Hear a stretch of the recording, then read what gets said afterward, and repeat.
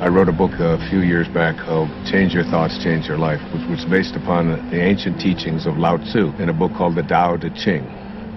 Lao Tzu reminds us that all being originates in non-being. Jesus put it this way in the New Testament: it's the spirit that gives life. That you didn't really come from your parents.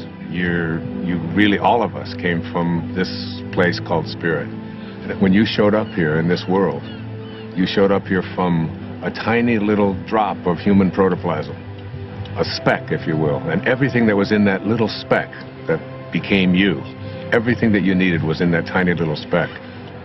One of the most important metaphors that I ever use is that the first 9 months of your life, from the moment of your conception until the moment of your birth, everything was being handled for you. There was nothing for you to do.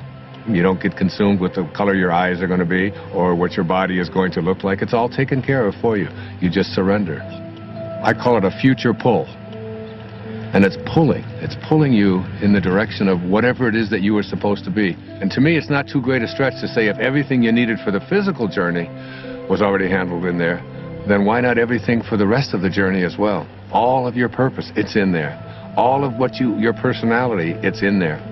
Everything that you were to be, not just the physical you, but everything, if you just let go and allow. And so we're born. And we look at this beautiful little creature. As parents, I have 8 children. I've seen it happen many times. And you look at this beautiful little child and you look at it and you say, great work, God. Great work. Couldn't be any better. We'll take over from here. And then we're surrounded by all these people, our family, our culture, wherever we go. And we begin to be told that we can't really trust in who we are. We have to trust in something outside of ourselves. And we're on a journey towards ambition. Once you begin to say, we'll take over from here, you introduce something, you just take this perfection and you just edge out the Creator. You edge God out. E-G-O. Ego. This ego is the part of us that starts to tell us who you are is not this perfect divine creation, this piece of God that you came from. It doesn't say that. It says who you are is what you have. It begins with things like our toys, and then our bank accounts, and then the possessions that we have. Before you know it, we begin to identify ourselves on the basis of our possessions. We begin to take on a set of beliefs about the more that I have, the more valuable I am as a person. And so we spend our lives taking these young children and immersing them in a culture that emphasizes more. It becomes almost a mantra of the ego. You have to have more. And the more you have, the more you are aware of how much other people are trying to take it away from you. The more you get consumed with how do I protect it and how do I make more of what I have. The dilemma here is that if you are what you have and things go away, then who you are also goes away in the process. Second component of this ego is the idea that not only is who I am what I have, but it's what I do. And what I do becomes this thing called achievement. And in this whole world of believing that I am what I do, we become consumed with this whole idea of my success, my value, my worth as a human being is based upon how much I accomplish. So I have to make more money, I have to get a promotion, I have to compete with everybody else who's trying to get what I have. We are taught this over and over and over again. All of our young people are taught this when they go out into athletics. The most important thing you can do is be number one, and you say, we're number one, we're better than everybody else. And we constantly find ourselves in this competitive notion again of believing that our world is one in which we have to compete. That's what the ego says. Now, the third aspect of this is the idea that I am what other people think of me. That is, I am my reputation. Particularly, this is relevant for young people who are taught that you have to dress the way other people think, and if other people don't like you, then there's something wrong with you. If you're consumed with that, then you're going to be something different every time you turn around. Now, this is particularly relevant with women, especially in relationship to the family. Women are often taught in our culture and our society that the only way that you can fulfill yourself is by how you relate to your family. to yourself as a daughter, to yourself as a mother, to yourself as a grandmother. And while these are very important and creative aspects of every woman's life, if that's the choice that they make, it's not necessarily the only thing. And many women feel that deep within them that they have a calling to accomplish something great, to make a contribution. And oftentimes we'll put it aside. So what I encourage women to think is, don't ignore that calling inside of you. Don't ignore the part of you that says you came here to create something powerful, and you have just as much of an influence in doing that, just as much of a right to do that as anyone else does. We move into then the later parts of the ego, which talks about something called separation. And the ego has a very strong belief system that who I am is separate from everybody else. And then another component of the ego teaches us that I'm also separate from everything that's missing in my life, from all the things that I'd like to have. And then finally, the ego teaches us the most egregious error of all. It teaches us that we are separate from God. And one of the simple constructs that you learn in the afternoon of your life when you shift into the meaning phase of your life is to realize that you came from a source. We can call it God, we can call it Tao, it doesn't matter what we call it. And that this source is everywhere. There's no place that it is not. It must be, because it creates everything. Everything comes from this source. Then it must be in me. If there's no place that it's not, it must be in me. And if it must be in me, it must also be in whatever it is that I feel to be missing from my life. If you know that, then in some way, everything that's missing from your life that you would like to have, you're already connected to it in spirit. And all you have to do is figure out a way to align yourself with that and have a knowing that you're already connected to it. You just have to bring it on its way.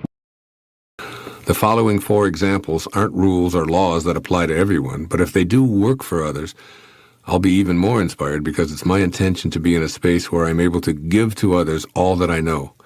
I also offer these ideas with a constant reminder that when one listens to Spirit, all things are possible. And even though I'm offering them in a numbered sequence, they certainly don't conform to any linear arrangement. 1. Alignment of feelings.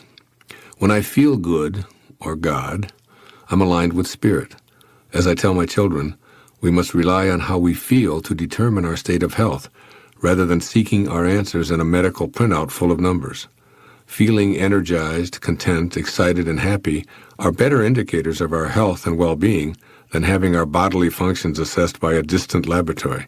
A positive, honest response to the question, does this or will this make me feel good, tells us immediately if we're aligned with our creative source or not. 2. Alignments with nature. Everything in nature is in spirit. It isn't spoiled by ego, nor can it ever be. So when nature speaks to us, we should listen intently. When a wild bird touches us, for instance, or a fish brushes by when we're swimming in the ocean or a lake, I believe that it's a direct communication from our source of being. Since these creations of God instinctively keep their distance, when they depart from their DNA patterns to actually contact us physically, I think we should pay attention. So be aware of episodes in nature that arouse spirit and kindle an inner spark of awe and admiration for you. You don't have to discuss it with another being. If it has meaning for you, it's valid. Listen to the winds, the critters, the clouds, the rains, and the oceans. Listen to it all. Indeed, nature has much to teach us, and it will help show the way. All we need to do is align with its perfection and note how it aligns with ours. 3. Alignment with events. Strange occurrences and seemingly inexplicable events may actually be our all-creating source lining up coincidences, in quotes, to teach us and show us the way. The reason we begin to notice all this type of aligned synchronicity is because we've tuned into it. The teachers have always been there, but now we notice them. And our noticing indicates a new level of readiness to listen to our ultimate calling. In fact, these alignments can take some really interesting forms. The same numbers showing up, for example. We awake precisely at 4:44 morning after morning and then see those numbers appear on the odometer, on the radio, as a checkbook balance, at the deli counter, and as an assigned number for a charity walk, causes us to ask, what's going on here? The answer is that the universe is using us to be receptive and pay attention. It's not about playing all fours in a casino or the lottery. It's about knowing that these seemingly accidental repetitions are actually invitations from Spirit to join it. When a book literally falls into our lap or is sent to us by several different people, or even when we keep seeing the title and having it referred to us by others over and over, we need to notice, stop our resistance, and surrender. When we end up reading the contents and applying what it offers, we're aligning ourselves and becoming a vibrational match to the same source that's sending us these signals. And 4, alignments with people. When people line up with our thoughts and mysteriously connect their physical presence with our private inner meanderings, we should take note. We must tell ourselves, Spirit is aligning my thoughts with events that are happening. I'll stay alert to what I'm being offered here because there may be a reason. That's all. Just be cognizant of what might be happening, and by being open to what may be baffling and perhaps indecipherable, we're likely to discover that we're being guided to learn. A few weeks ago, I was reading through a book I'd written 16 years ago. In it, I mentioned a friend, Earlene Rintz, whom I'd attended school with from 4th grade through high school. I put the book down and went jogging, yet Earlene was still on my mind. I thought, I'm going to call her the next time I'm in Detroit. After all, we're both having our 65th birthdays this year. That very evening, I was scheduled to receive the Martin Luther King Mahatma Gandhi Peace Award from the Unity Church of Maui, which would be attended by approximately 1,000 people. As I completed my speech and walked to the lobby to sign autographs, I saw the little girl who sat next to me in grade school and who was my first love and who occupied my thoughts throughout my school years. Believe it or not, as I was thinking of her more than a half-century later, Earlene was thousands of miles from home and hugging me in the lobby of a theater in Lahaina, Maui. It turns out that she was visiting Maui, had seen the award announcement in the newspaper, and had come to the auditorium to surprise me. It was one of those synchronistic alignments of spirit at work. Somehow, at an unconscious level, I was already reconnecting to Earlene without being aware that she was even in the area. Noticing the same folks showing up in different settings, running into people we haven't seen in a while after we've just heard their names mentioned, and repeatedly seeing an individual's name in magazines, on television, or in a local bookstore, are all synchronistic alignments. Spirit is lining up these sequential happenings for a reason. We just need to be open to learning the reason, and it most likely will be revealed. Perhaps it will be a dream or a sudden instant of eureka, or maybe it will become clearer when simply allowed. No matter how the message comes, we'll look back on it with a renewed insight and the benefit of no longer being closed-minded about such possibilities. What I know for certain within my very core is that there's no separation between us and all that we encounter in the universe. Years ago, my wife and I were going through some personal difficulties. We were making a decision about whether or not we were going to stay together, very frankly. Everybody in a relationship, I believe, has these moments and times when there's a struggle there and you've been together for a while and you're not certain whether this is the right path and you're thinking about these things and so on. And nevertheless, it was a very difficult time emotionally for both of us. And I can remember years and years ago, as we were going through this, what it did for me to be in that state. I became much more loving. I became much more concerned with other people. I became less concerned with the pettiness of so many things that you find yourself worked up about, because I had a different focus in my life. And I can remember thinking as we resolved it and got back closer together, and today are very close and very loving together, looking back on that time as like something that I had to go through at that time. And that what it did is it helped me to see how absurd it is for us to be focused on the minutia of life. Whether or not the walls are clean, or whether or not the toys are put away, or whether or not your food is prepared on time, or whether somebody is late with something, or whether the phone doesn't ring or does ring or whatever. Like all of those things are so minute in contrast to what you're really struggling with. And then what it also helped me to do in terms of getting this big picture was to look at some of the things that other people were going through, some of the problems and difficulties that they were having. Very often when something goes wrong in somebody else's life that we're close to, one of our parents gets ill, there's an accident of some kind. When Marilyn had that accident, I can remember how it affected me.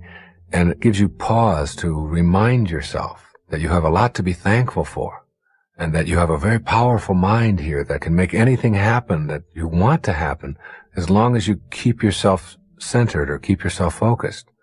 I was able to shift from all of those petty little things. And I look back on that now and I think, well, that's what I had to learn. That's what it was for, that there's a purpose in everything, and that perhaps one of the things that I had to learn 8 or 10 years ago was how to be more compassionate. And perhaps the only way I was going to learn how to be more compassionate was to have to go through some of this stuff myself. So, like, you can do that. You can do that now in your own life. Know that there's a lesson in this for you. Know that there are no accidents in this perfect universe. And know that the deep troubles that you may be experiencing or may be hard for you have something in them for you. And that there's a secondary purpose to them. And if it does help you to slow down, and if it does help you to get a bigger picture, and it does help you to be more compassionate and more loving towards other people, then what you do is you begin to bless those things that are in your own life as offering you an opportunity to transcend them. And once you've transcended them, then you don't have to go back to that again. And for sure, my wife and I do not have to go back to ever doubting whether we want to make it and whether we want our family to stay intact and whether we want to stay loving and so on. We don't ever have to question that again. We've been there, and we both learned how to look within. And when you do look within, to be grateful for what this person is offering you. So that every time I think about my wife behaving in a way that I don't like or vice versa, we've learned how to zip it, how to just not make ourselves miserable by saying things and by doing things that will just create more difficulties. Because we've been on the edge. We've been to that edge, and we've looked over the edge and seen what it's like to maybe have to raise a family as single parents or whatever, and to be without each other. And now we're a tremendous source of strength to each other instead of looking for the things that we don't like. So the way to the big picture often is through seeing the problems in your own life from a different perspective. And you begin to say to yourself, all right, how can I apply the awareness of these thoughts and how I use my mind to make my life all that I want it to be, to bring into my life the things that are important to me, to improve the quality of my relationships, to have the success and so on that I think that I'm entitled to. And it's really getting to the point where you know that every thought that you have has a potential for coming into your life, or coming into form. You start to get real cautious about having anything in your mind that isn't going to work for you.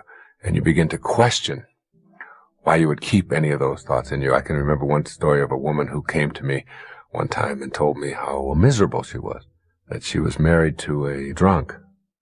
And I said, well, what's wrong? And she said, well, he slurs his words and he repeats himself and he smells bad and it's just awful to be around him.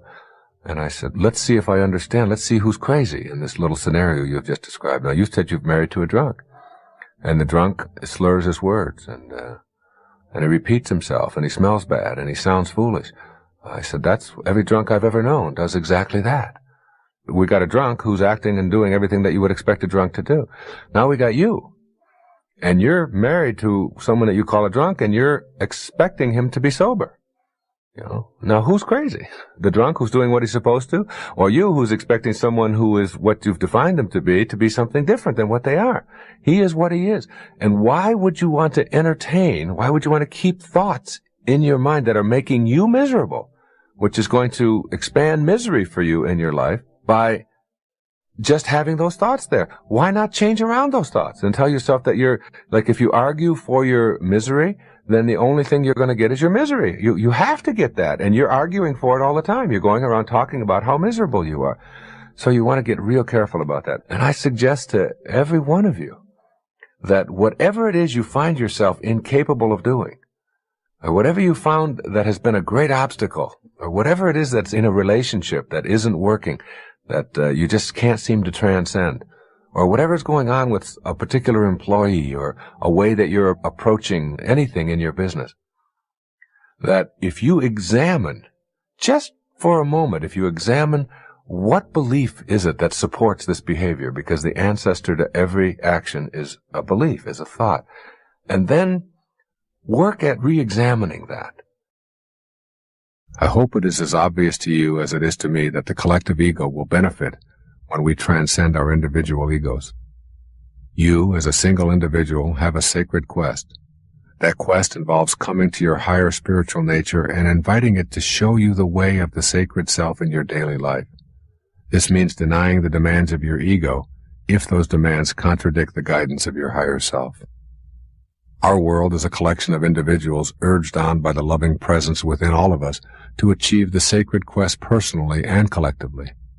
The world will become a peaceful, fulfilled, cooperative, loving, truthful, tolerant, and pure environment as the individual parts that make up the collective consciousness restrain their egos. As is the microcosm, so is the macrocosm. The whole behaves precisely as does its individual parts. Many people I speak to tell me that they feel powerless to affect the global community. They believe that, given the scope of the world's problems, their efforts are so infinitesimal as to be insignificant. They simply are not seeing that it is precisely through a change in individual consciousness that the world will be transformed. All of the problems that we face as a group reflect those we have individually. The world is encountering a spiritual deficit that reflects our need to consciously get on the path of our sacred quest. The solution to individual and global problems is to overcome the spiritual deficit. When you make the shift in consciousness, allowing yourself to be an agent of heightened awareness, you are contributing to the transformation of our world. You are not separate from the other souls on this planet. You share the identical energy that embodies the souls of Rwanda and Pakistan, for example. You are the lamp, and God is the electricity. It flows through you as surely as it flows through all living things. When you make the decision to choose the guidance of your higher self over your false self, you have plugged into the divine inner energy. When you run your life based on the principles of the higher self, you are contributing to the transformation of the entire world. You must strengthen your will to choose the sacred path when your ego calls you a fool for believing there could ever be a world without war. If your ego can convince you, you will become part of the collective ego's falseness. Individuals who choose ego propaganda are individuals who will build more bombs and manufacture more weapons. Currently, there are some 6 billion people on the planet. About 3 million are at war or in skirmishes that cause them to kill and torture each other. But that means that there are 5,997,000,000 who are not at war. This is a hopeful statistic, which our egos do not want us to consider. By contrast, the collective ego strives to keep the populace nervously on the edge with reminders to view the world in terms of us versus them. This ego viewpoint not only reinforces the insane escalation of ways to kill each other, but is also responsible for most of our social problems. The world ego is our false self, and this is the primary characteristic that we need to recognize. We want to believe that we are our physical bodies, and that the territories we occupy are so important that we are willing to kill each other in order to maintain those boundary lines. We have become convinced that our true identities are located in tribal ancestries, traditions, histories, genealogies, and the color and shape of our bodies. We have lost sight of our authentic identities because of the labels that our egos have assigned to us. Our egos have coalesced into a worldwide false perception of ourselves based on an unwillingness to know our true spiritual nature. Although all of our spiritual leaders have reminded us of our divinity and implored and even commanded us to love one another, the world ego has won this battle and produced ancient enmities and uncountable horrors in the long history of humanity. As you travel the path of your sacred quest, you will help to dispel the absurdity of specialness that the ego so assiduously promotes. You will see an end to this kind of thinking in your life and on a worldwide scale as well. The higher part of ourselves that I have talked about on this tape reacts to a vision that is infinite. This is assuredly not the vision of the ego. The ego is just as cowardly on a collective scale as it is on an individual basis. The world ego is frightened of a mass appeal to overcome our spiritual deficit. When people face inward and embrace a more loving perspective, the power of the sacred self will create change not only in the community but in the entire world as well. The world ego will do all that it can to prevent this kind of inner approach. It will ridicule those who promote meditation, peaceful demonstrations, and the love of God as a way out of the morass of social evils. It is just as true on the collective level as it is on the individual plane. The higher self urges you to simplify and to avoid contributing to anything that hurts others or increases the separation from your spiritual source. When Madame Blavatsky talked about who the leaders of the spiritual revolution would be, she said that these leaders will be ordinary people, regular, everyday folks, school teachers, musicians, artists, cab drivers, regular folks. And these people will speak out with a voice. And this voice will be heard. And then the bureaucracies will fall in line and begin to reflect what it is that this consciousness is instituting in our people. And if you look at the people who have been instrumental in changing consciousness in the last 25 years, you look at the people whose programs you listen to through Nightingale Commons and ask what are their backgrounds. You find out that they're salesmen. Marianne Williamson was a singer, a nightclub singer. Louise Hay was a dancer. Dennis Waitley was a salesman. Zig Ziglar was a preacher. People who just did everyday, regular things. I was a school teacher. And somehow there's a power, there's a pressure, there's something that has come and put us in a position of just talking about this kind of shift, this kind of consciousness. Let me share with you from my heart. I have 6 daughters and 2 sons, but I have a 16-year-old daughter, the only child that we have who has taken a different path in her life. And we've struggled with it. And she has, she had a very serious automobile accident. She had to be cut out of the car. She has taken a path of drinking and experimenting in drugs and so on. And I know that this is a path, and it's a very painful path, and she's had some very difficult times with it. And she's got a whole thing about authority and doing things her own way and so on. And I understand it, because I've lived it my whole life.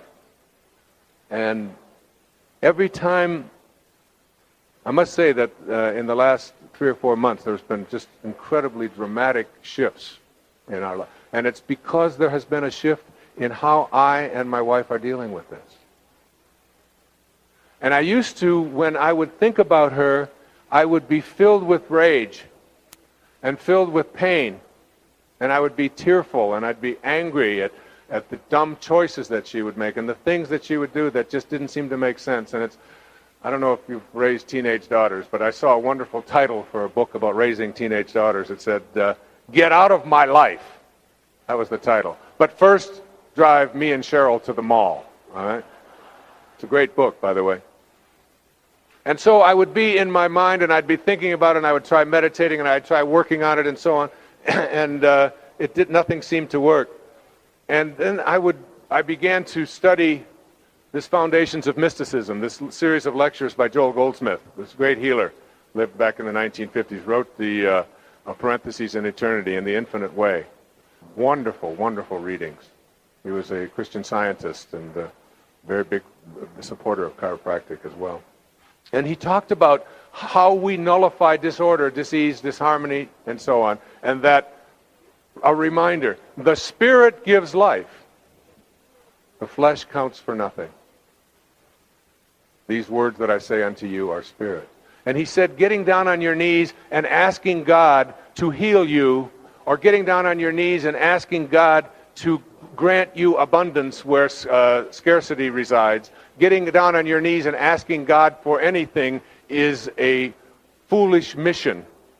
Because the assumption behind asking God to give you something is that God already has it, but he's holding it back. He said, Luke 15:31 says, all that I have is thine.